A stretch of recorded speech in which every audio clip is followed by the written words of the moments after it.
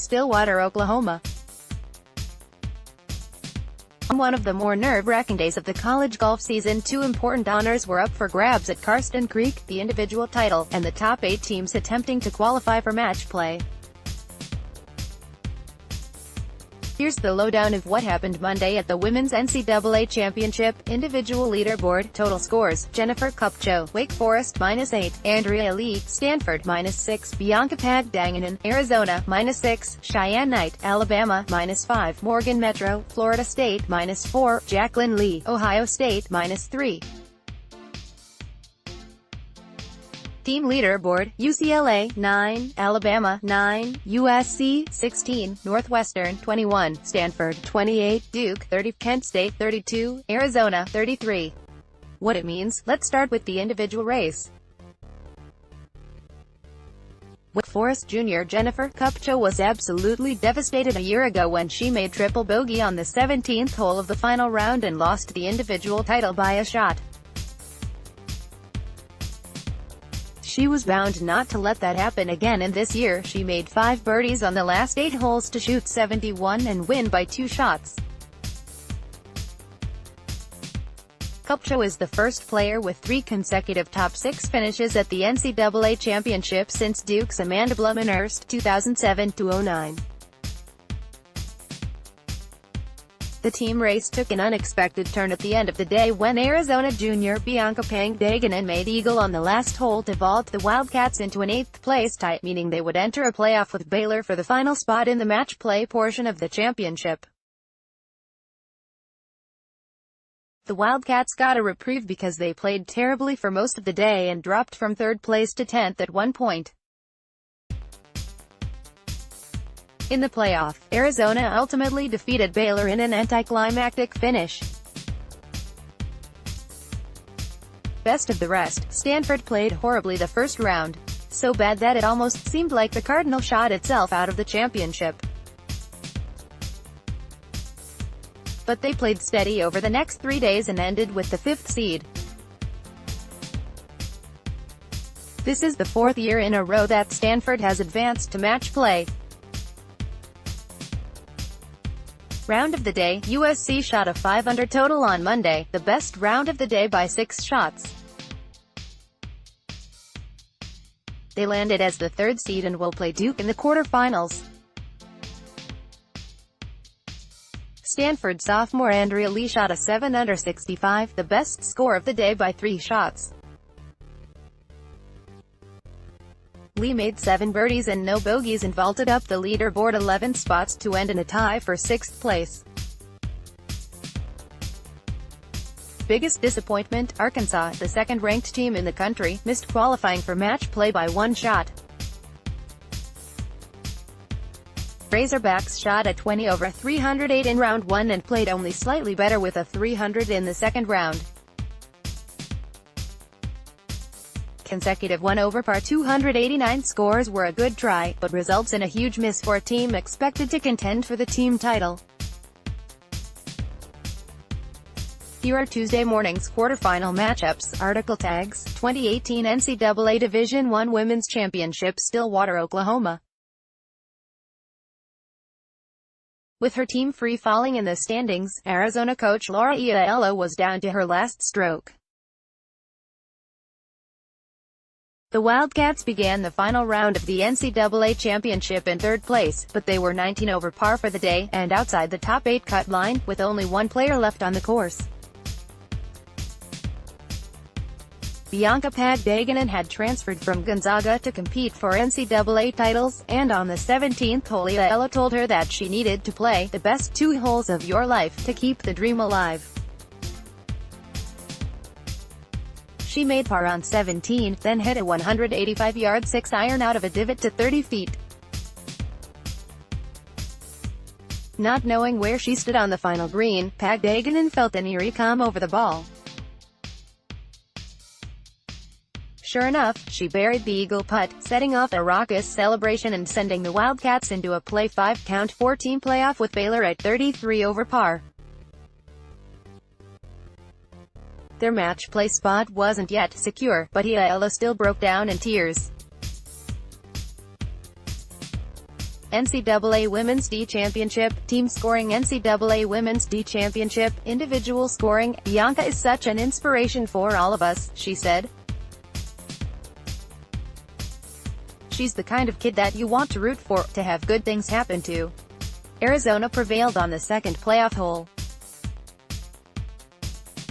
As the 8th seed, the Wildcats will play top-seeded UCLA in the quarterfinals Tuesday at Karsten Creek. Though the finish had plenty of drama, no teams played their way into the coveted top 8 on the final day of stroke play qualifying. Baylor came closest. The Bears barely advanced past regionals after a mysterious stomach virus affected several players and coaches. They competed in the final round with just 4 healthy players. On Monday, Karsten Creek put Baylor in position to advance, shooting 68, but the Bears lost by 3 strokes on the second extra hole. Arkansas finished 1 shot shy of the team playoff. The second-ranked Razorbacks, who entered NCAAs as one of the pre-tournament favorites, having won 7 times, including their first SEC title, couldn't overcome a 308-300 start and finished 10th. Player of the Year favorite Maria Fassi finished her week at 19 over par and counted only 2 rounds toward the team total. Article tags: 2018 NCAA Division I Women's Championship, Stillwater, Okla. Driving from Chicago to Denver the night of the 2017 NCAA Women's Championship, Mike Kupcho was worried about what the next 2 days might bring. A few hours earlier, he'd watched his 20-year-old daughter, Jennifer, take a 2-shot lead into the 71st hole at Rich Harvest Farms. With just 127 yards left for her approach, she hit her pitching wedge, the one place she couldn't afford to miss, short, in the pond, and then compounded the error with a 3-putt. The triple bogey dropped her 1 shot behind Arizona State's Monica Vaughn. Kupcho conducted a series of teary interviews afterward, but she had no time to dwell on the heartbreaking finish.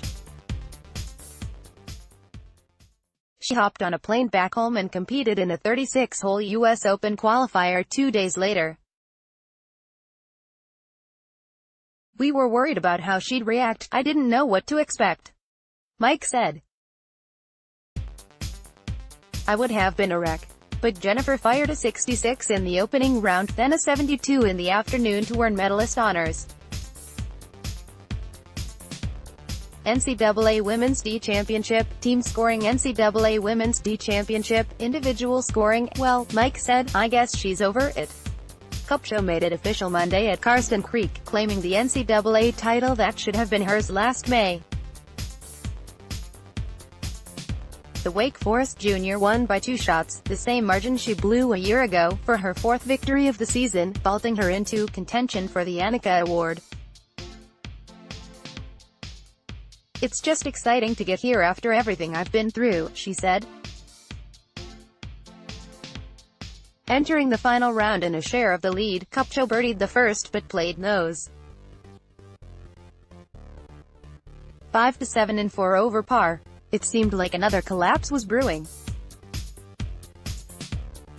"I told her she's going to have to face some adversity at some point," said Wake Forest assistant Ryan Potter, who walked alongside her Monday. "There was a lot of golf to play, especially on a course like this." A birdie on 11 sent her on her way.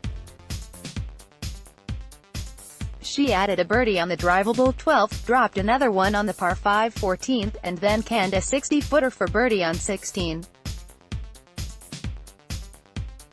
And so there she was again, 2 shots clear with 2 holes to go, when she stepped to the tee on the 17th. She piped a drive down the center, then flushed her approach directly over the flag, leading to a stress-free par. On 18, with water all the way down the left side, she nuked her second shot into the middle of the green for a 2-putt birdie. If there were any lingering questions about whether Kupcho could close, she answered them emphatically Monday. she carded 5 back 9 birdies for a 2-shot victory over Stanford's Andrea Lee, 66, and Arizona's Bianca Pagdanganan, 72. Redemption. Potter said, "She knew she could do it. It was just a matter of holding the trophy." After last year's devastating finish, Potter tacked a photo on his closet wall of a victorious Arizona State team posing with the NCAA trophy. Each day was a reminder of how close they'd come. "That sticks with you," he said. There were areas of Kupcho's game to shore up, namely chipping and bunker play, and she worked tirelessly to turn them into strengths.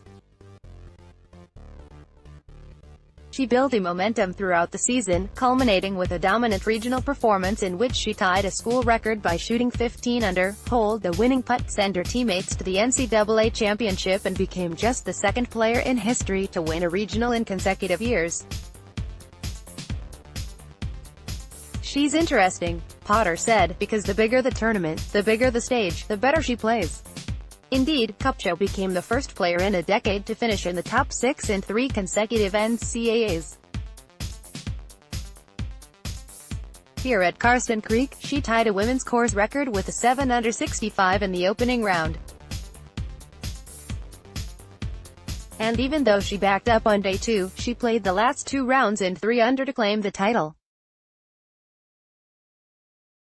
The one she kicked away a year ago. Article tags, 2018 NCAA Division I Women's Championship.